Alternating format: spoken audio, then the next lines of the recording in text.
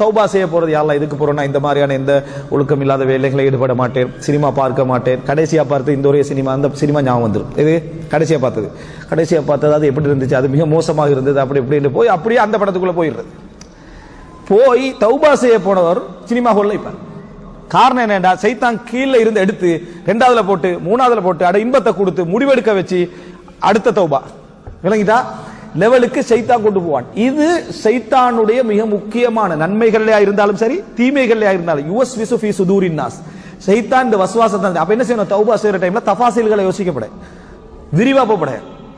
யால நான் நிறைய பாவங்கள் செஞ்சுக்கிறேன், ஒழுக்கமில்லாத பாவங்கள் செஞ்சுக்கிறேன், மற்றவருடைய உரிமைகளை எடுத்துக்கிறேன், என்ற பாவங்களை மன்னிப்பாயாக முடிச்சிடும்.